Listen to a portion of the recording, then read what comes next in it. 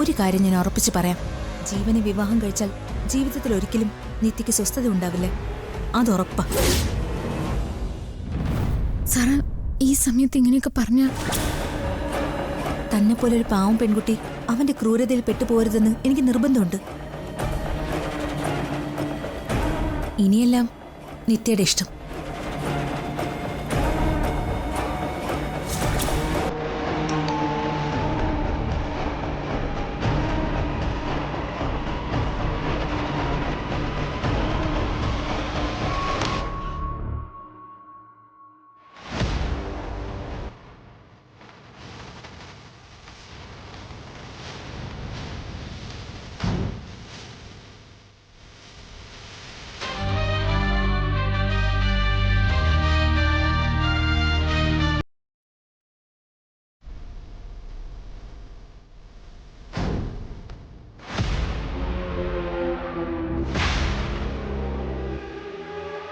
അച്ഛന് പെട്ടെന്നൊരു ക്ഷീണം വന്നു. അയ്യോ, പേടിക്കാന്നില്ലടോ. ക്ഷീണം വന്നു, അത് മാറുകയും ചെയ്തു. ഡോക്ടറെടുത്ത് പോവാന്ന് ഞാൻ എത്ര നിർബന്ധിച്ചിട്ടും അച്ഛൻ വന്നില്ല. അവരിപ്പോ ഇങ്ങോട്ട് വരും. നമുക്ക് അങ്ങോട്ട് പോവാം. എനിക്ക് അച്ഛനെ കാണണം. ഏതായാലും വിവാഹത്തിന് മുമ്പ് ആ വീട്ടിലേക്ക് കയറില്ലെന്ന് തീരുമാനിച്ചല്ലേ, അതുകൊണ്ടാണല്ലോ അവിടെ നിന്നേ. ഇനിയിപ്പോൾ അത് തെറ്റിക്കണ്ട.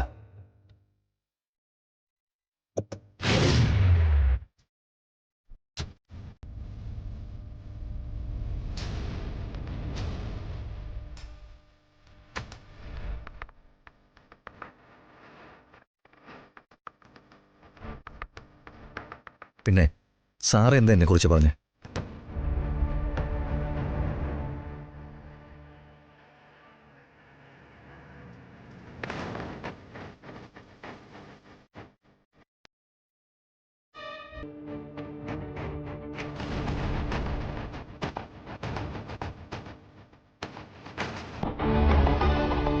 അയൽവക്കക്കാരാണെങ്കിലും ഞങ്ങൾ തമ്മിൽ നല്ല മത്സരം കേട്ടോ.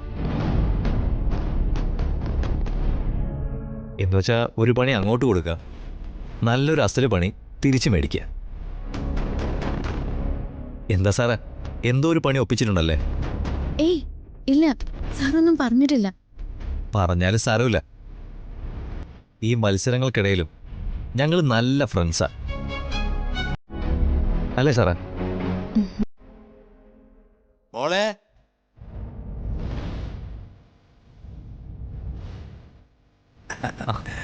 അച്ഛാ,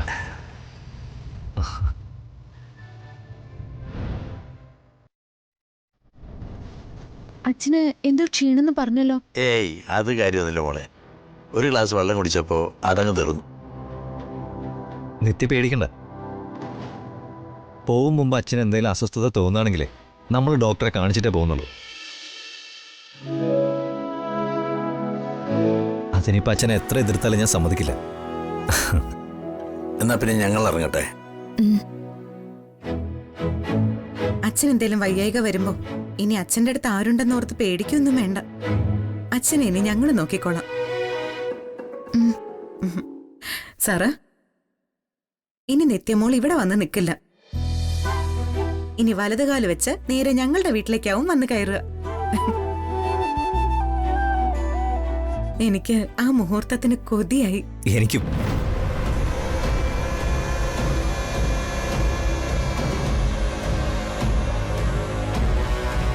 അച്ഛ വരൂ.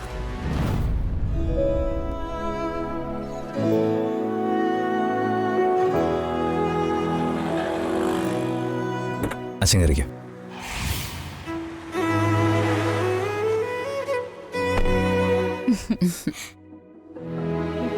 മോള് കണ്ടോ, നീ നിന്റെ അച്ഛനെ സ്നേഹിക്കുന്നതിനേക്കാൾ കൂടുതൽ ജീവൻ നിന്റെ അച്ഛനെ സ്നേഹിക്കും. ഇപ്പൊ ചെറിയൊരു ക്ഷീണം വന്നില്ലേ, അപ്പൊ ഞാൻ ശ്രദ്ധിച്ചതാ അവന്റെ വെപ്രാളം. അങ്ങനെയാണെങ്കിൽ പേടിക്കണമേ. കല്യാണം കഴിഞ്ഞ നിത്യേച്ചി നമ്മുടെ വീട്ടിലേക്ക് വരൂ, അതോ അച്ഛനെ നോക്കാൻ വേണ്ടി ഏട്ടൻ മരുമോളായിട്ട് അങ്ങോട്ട് പോവോന്ന്?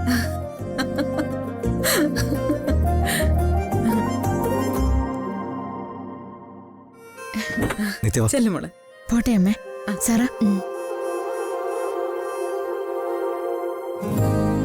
പോട്ടെ അമ്മേ. പറഞ്ഞു കൊടുത്ത എന്തെങ്കിലും കാരണം കൊണ്ട് ഈ വിവാഹം നടക്കാതെ വന്ന പിറ്റേ ദിവസം ഞാൻ നിന്റെ ഒരു പടം പ്രിന്റ് ചെയ്യും. മോഡലിങ്ങിൻ്റെ അല്ല, ചരമക്കോളത്തിലിടാൻ.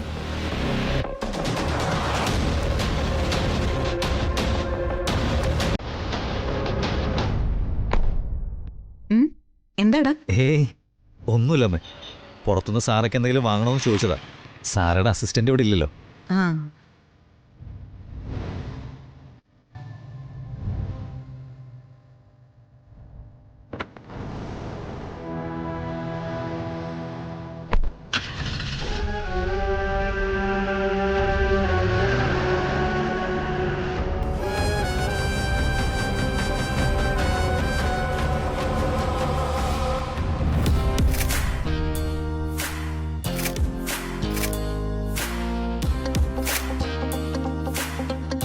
വീണ, പ്രൊഫൈൽ നിൽക്കി, പ്രൊഫൈൽ.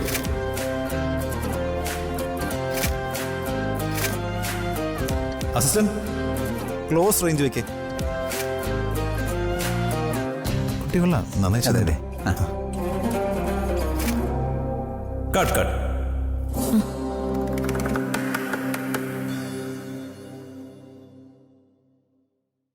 വീണ, ഡയറക്ടർ പെർഫോമൻസിൽ ഇംപ്രസ്ഡ് ആയിട്ടുണ്ട്. താൻ രക്ഷപ്പെട്ടു എന്ന് തോന്നുന്നു. ഇതിന്റെയൊക്കെ കാരണം കിരണ. മുന്നോട്ടും അങ്ങനെ തന്നെ ഉണ്ടാവണം. ഷുവർ.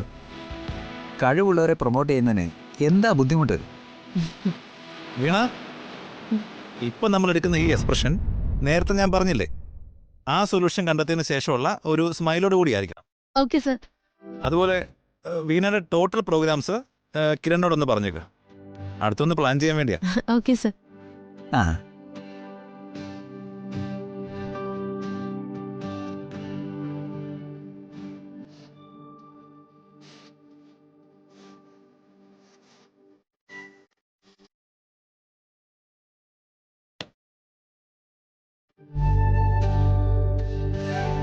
Okay, take.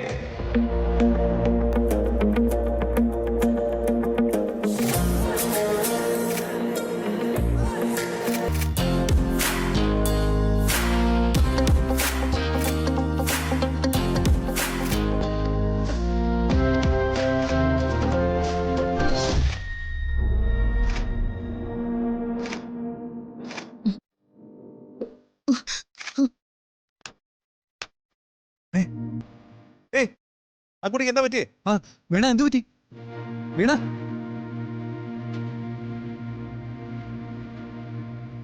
വീണ, വീണ, ഏയ് വീണ. കിരൺ, എത്രയും പെട്ടെന്ന് ഹോസ്പിറ്റലിലേക്ക് കൊണ്ടുപോകും. Okay sir, okay.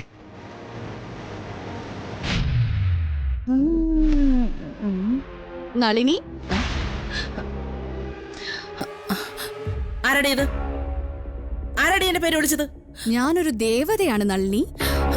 നീ ചെയ്യുന്ന ദുഷ്ടതകളൊക്കെ കണ്ടുകൊണ്ടിരിക്കുന്ന ഒരു ദേവത.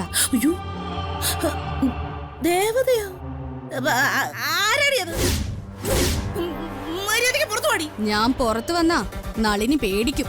നളിനിയെ കണ്ടാ ഞാൻ ശപിക്കുകയും ചെയ്യും. എടി, ആരേലും പുറത്തു വരാനാ പറഞ്ഞേ? ആരേലും സത്യം പറയടി. ആരാന്നാ ചോദിച്ചേ? എടി, ആരാന്നാ ചോദിച്ചേ? പറയടി. എന്താ മൈ? എന്താ മായി, എന്തിനാ ബഹളം വെക്കുന്നേ?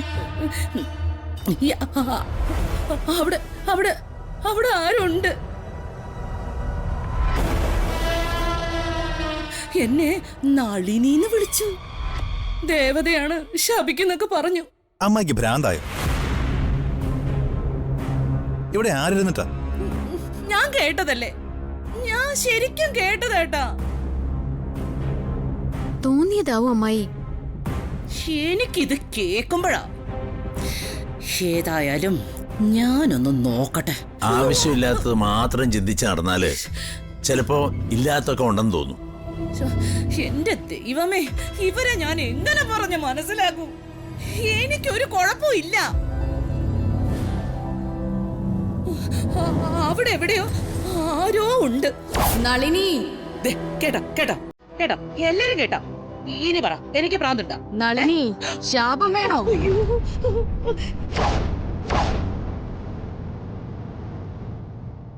അയ്യോ, അയ്യോ, വേണ്ട വേണ്ട വേണ്ട. അതെ, സൂക്ഷിച്ചു മതി. ഇനി പറഞ്ഞതുപോലെ വല്ല ദേവതയോ പിശാചോ ആണെങ്കിലും. അമ്മായി ഒന്ന് വിടുന്നുണ്ടോ?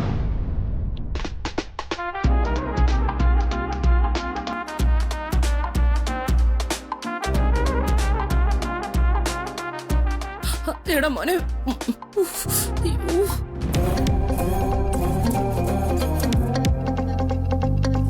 ഇവിടെ വാടി.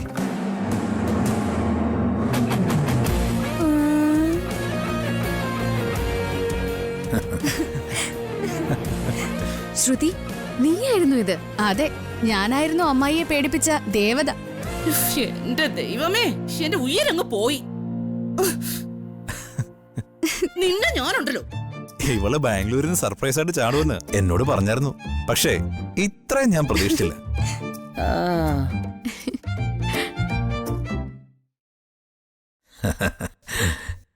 വരുന്നത് ശ്രുതിയല്ലേ? അപ്പൊ അതിന്റെ ഒരു ഒച്ച അനക്കമൊക്കെ വേണ്ടേ? അല്ലേ വല്ലിച്ച? പിന്നെ എല്ലാവരും കൂടി ചേർന്നപ്പോ പിന്നെ മോള് മാത്രമേ വരാനുണ്ടായിരുന്നുള്ളൂ. ആടി. ആ, നിങ്ങളൊക്കെ പണ്ടേ കൂട്ടാണല്ലോ. ഞാനാണല്ലോ തിരിച്ചറിയാൻ വൈകിയത്. രക്തബന്ധത്തിന്റെ പവർ കാണിക്കണ്ടേ വല്ലിച്ച? എന്നിട്ട് പറ, എങ്ങനെയുണ്ട് ചെറുക്കൻ? സ്മാർട്ടാണോ? കാണാനൊക്കെ സുന്ദരനാണോ? എന്തെങ്കിലുമൊക്കെ പറ ചേച്ചി. എടി അതെ, നിനക്ക് ഞാൻ കാണിച്ചുതരാം സോഷ്യൽ മീഡിയയിൽ. ഞങ്ങൾ അടുത്ത കമ്പനിക്കാരല്ലേ. ചേച്ചി, കഴിക്കാൻ എന്താ ഉള്ളത്? ഇപ്പോഴാണെങ്കിൽ നല്ല പുട്ടും കടലയും തരാം. എന്നാ പൊളിക്കും.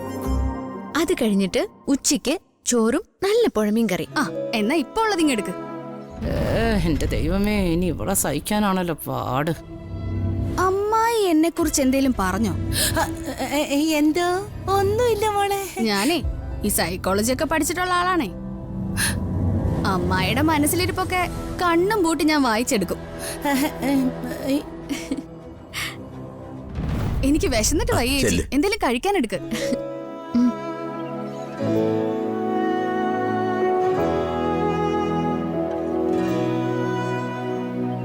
എന്താ ടേസ്റ്റ് കറിക്ക്. എന്തായാലും കല്യാണം വരെ എനിക്ക് വെച്ച് വിളമ്പി തന്നോളണം കേട്ടോ.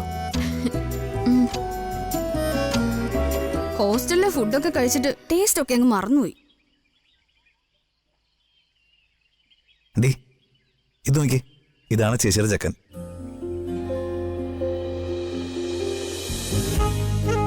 ചേച്ചിയുടെ ചെക്കൻ ചുള്ളനാണല്ലോ. നന്നായിട്ട് സംസാരിക്കോ? എന്താ പുള്ളിയുടെ ഇൻട്രസ്റ്റ്?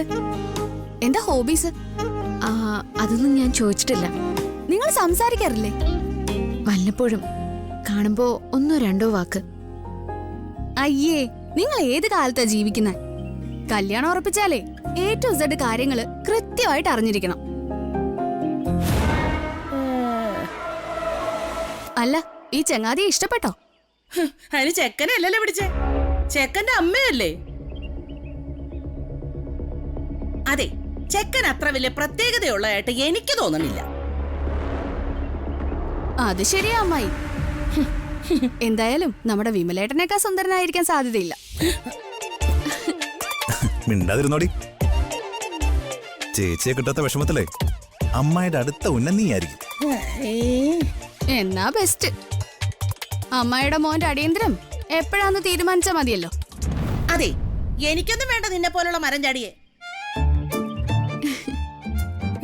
ആർക്ക വേണോടി നിന്നെ? ആര് കൊണ്ടുവനോടി നിന്നെ? അവളുടെ ഒരു പൂതി. അതെ, ഞാനിതൊന്ന് കഴിച്ചു തീർത്തിട്ട് ചോദ്യങ്ങളുടെ ഒരു കൂമ്പാരം തന്നെയുണ്ട്. ഒന്ന് റെഡിയായിരുന്നോ?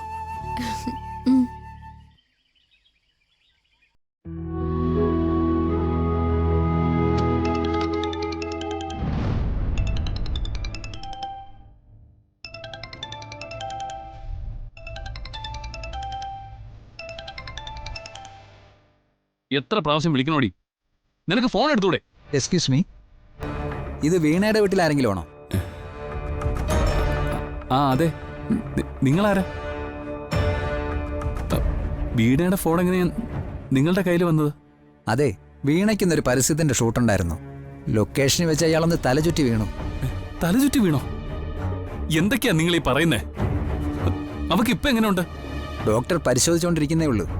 ഈ ഫോൺ നോക്കിയപ്പോൾ കണ്ടിന്യൂസ് ആയിട്ട് വിളിച്ചിരിക്കുന്നത് കണ്ടു. അതാ തിരിച്ചു വിളിച്ചേ. ഏത് ഹോസ്പിറ്റലില്? Saint John's. നിങ്ങളുടെ പേരെന്താ? കിരൺ. ഞാനിവിടെ തന്നെ ഉണ്ടാവും. ഞാൻ അങ്ങോട്ട് വന്നോളാം. ഇപ്പൊ തന്നെ വരാം. ആ ശരി. ഹരി, നീ ഇപ്പൊ ആരോട് സംസാരിച്ചേ? വീണയായിരുന്നോ? അല്ല അമ്മാവ, ഇത് വേറൊരു കോളായിരുന്നു. എനിക്ക് അത്യാവശ്യമായിട്ട് ഇടം വരെ പോകാനുണ്ടായിരുന്നു. ഞാൻ പെട്ടെന്ന് വരാം.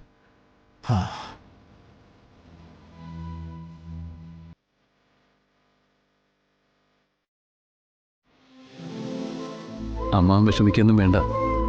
പോരുന്ന കൂട്ടത്തില് ഞാൻ വീണയും കൂടെ കൂട്ടിക്കൊണ്ട് വന്നോളാം.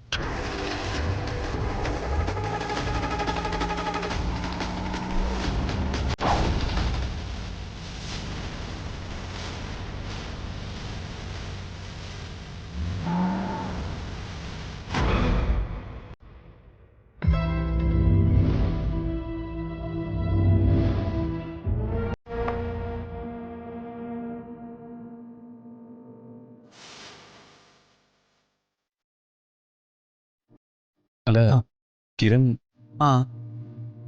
ഞാൻ ഹരി. ഓക്കെ, ശരി, വരൂ.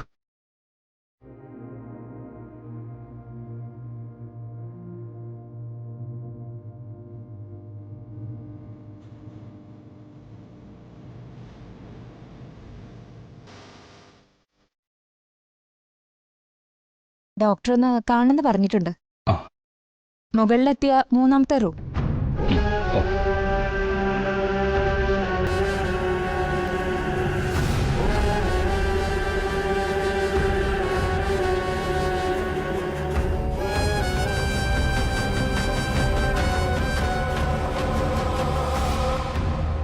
ഡോക്ടർ, എന്റെ വീണയ്ക്ക്. വീണയുടെ ആരാ? അമ്മാവന്റെ മോനാ. ഞങ്ങള് ഒരു വീട്ടിൽ തന്നെയാ. പരിഭ്രമിക്കാനൊന്നുമില്ല. വീണയുടെ ഭർത്താവിനെ വിളിച്ച് സന്തോഷവാർത്ത അറിയിച്ചോളൂ. വീണ ഗർഭിണിയാണ്.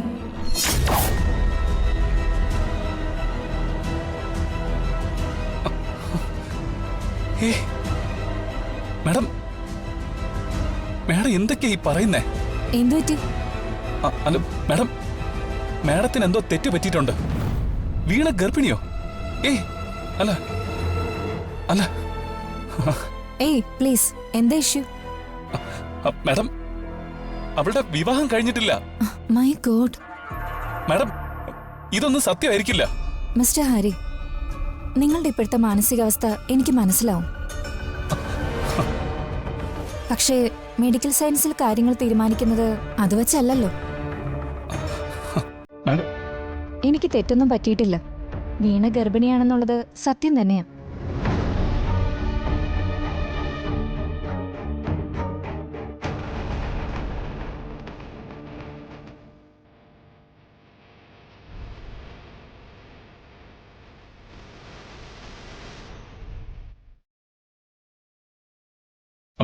സോറി മാഡം, ഞാനിനി മാഡത്തോട് തർക്കിച്ചിട്ട് എന്തിനാ? ഇത് പെട്ടെന്ന് കേട്ടപ്പോ ഉൾക്കൊള്ളാൻ പറ്റിയില്ല. ഓക്കെ. വീണ കോൺഷ്യസ് ആയാല് നിങ്ങൾക്ക് അവളെ കൂട്ടിക്കൊണ്ടുപോകും. എന്നിട്ട് സമാധാനമായി കാര്യങ്ങൾ കൈകാര്യം ചെയ്യും. ഓക്കെ?